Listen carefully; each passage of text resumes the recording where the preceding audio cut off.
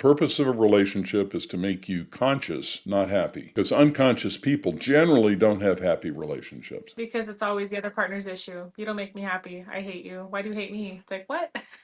Right. So spiritual awakening is often romanticized as instant bliss and peace, and it can be that, and often is that. But the reality is far more challenging. First, it triggers the dissolution of your ego and the entire sense of self, or at least partially, eroding the identity, attachments, and stories you've built your life around, which can feel like losing who you are. Of course, you're not losing who you are, you're discovering who you are, but it busts your act. Second, it strips away the drama, gossip, opinions, and superficial distractions that we rely on for stimulation and connection. And that replaces that with the silence of reality that asks us and challenges us to go deeper. And that can look like it leads to boredom and isolation. Third, it forces you to confront and process buried personal issues, emotional reactions, and unfinished business head on, surfacing intense pain, confusion, or a darkness phase where you think you've lost it all before any lasting freedom emerges. That's all part of the process of rebirth. You know, the scripture in Romans says, unless a corn of wheat falls to the ground and dies, it can't bring forth new life. And so there